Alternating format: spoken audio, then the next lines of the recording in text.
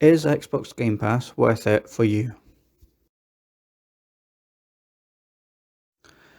Hi everyone, it's Highland Gamer here, back with a video for you today. And as I said, we're going to be discussing Xbox Game Pass today and if it's worth it for you or not. But before we get into it, I just want to take a minute to say thank you and let you know about a couple of things happening with my channel.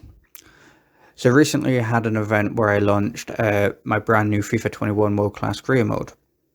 For me, it was a really good success, and I want to say thank you to everyone who helped me make it a success.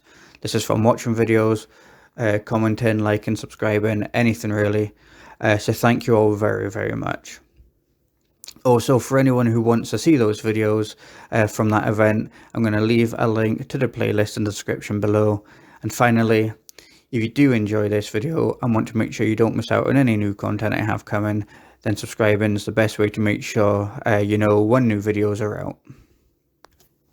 And lastly, whilst I'm not working as much due to the COVID, I've decided that from this moment on, I'm going to be uploading 3 times a week. At least one of those videos will be FIFA 21 career mode, but there may be more FIFA videos.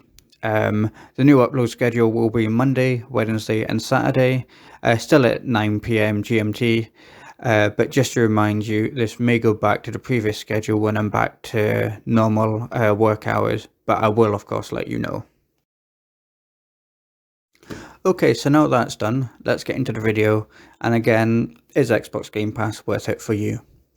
Now I say for you at the end of that sentence because it will be more worthwhile to some people than others. And this video is designed to help everyone make an informed choice. So first of all, we'll speak about what Game Pass is and the benefits and downsides it can give you before discussing how these apply to you at the end of this video. So stay tuned until the end to make sure you get a full understanding. So first of all, for those who don't know, what is Game Pass? Well, think of it as being similar to a streaming service for your TV. We've all heard and either got or used them in the past. Now you get access to hundreds of films and box sets, whilst you have an active subscription, but you never actually own the films. So when you cancel your subscription, you lose your access to watch it. Game Pass is similar. You gain access to hundreds of games, but you don't own them. So when you cancel your subscription, you're going to lose the access to those games. And it's worth saying, you don't have to stream the games. You download them to your console, so you don't if you don't have the best internet connection, it's not going to mean that you're going to be lagging as you play the game. And it's also worth mentioning that I think Game Pass will be different in a few years compared to where it is now. So again, for those of you who don't know, Microsoft recently bought Bethesda, and basically they make a lot of popular games. They include titles like Elder Scrolls, Doom, Fallout, to name a few. Now when games like this get released, they'll be coming out onto Game Pass on day of release. But Bethesda haven't released any of those games since they were bought out. So as it stands, the benefit isn't there yet from Bethesda, but they will be there in the future. So Game Pass has a lot of games, but like those streaming services where you won't like every box set or film, you're not going to like every game.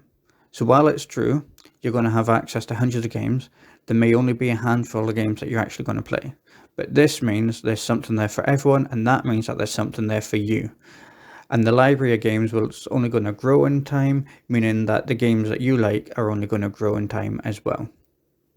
There's literally every type of game available, from kids games, racing, sports, first-person shooter, simulator strategy, adventure, just everything. There's more.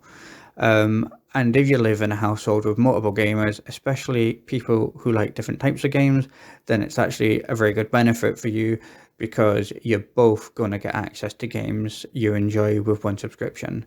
And the subscription cost is also a very reasonable amount, meaning it's actually really good value for money.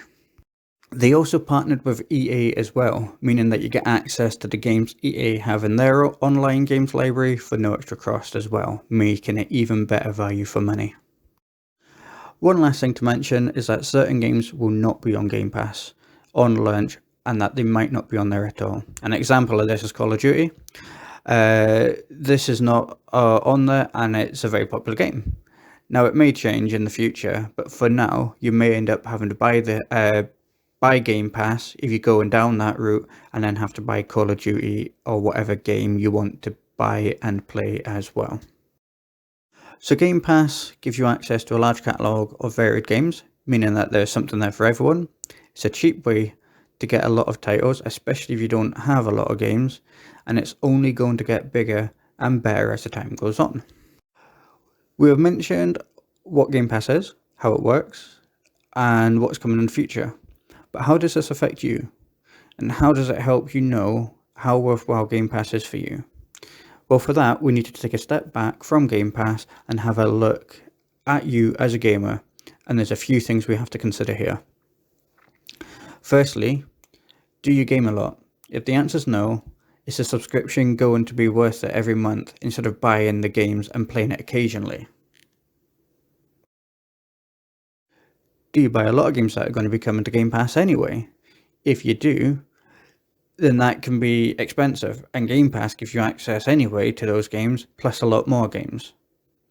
Have you been on Xbox platforms for a long time, as in the original Xbox, the 360, the Xbox One, meaning that you've built up a large catalogue of games? If the answer is yes, you may find that a lot of the games you like to play that Game Pass is going to give you access to, you may already have, until they obviously expand their catalogue with the games coming out from platforms like Bethesda. Do you play a lot of games, or are you the type of person that plays a small amount of games and you're happy just to have those games? And again, if you only play a small amount of games, then you may be better just buying those games and having them and not worrying about like a monthly subscription cost. And finally, the other thing that comes to my mind is money. Now, unfortunately, games are not cheap anymore. Now, I'm from Britain, and you can be looking quite often at £50 or more for a new release. Now, you may be the type of person that you won't miss that. You're earning enough, you're not going to miss it. But to some people, it's a lot of money. Now, if you can get the same game on Game Pass for a small subscription every month, plus have access to lots of other games, then that makes Game Pass seem really good value, especially if you're the type of person who's going to play through the game one time and then trade it in anyway. And this also gives the added protection of not spending a lot of money on a game that you may not even like. So these are the things that come to mind for me when I think about whether or not Game Pass is worth it. And I hope that I've set things out in a way that makes it clear about the pros and the cons so that you can make an informed choice yourself. So lastly, make sure that you protect yourself from missing any future videos coming to this channel by subscribing before you go. And if you like the video, please give it a like as well and let me know your thoughts by leaving a comment. But for now, whoever you are and wherever you are, happy gaming and have a good day.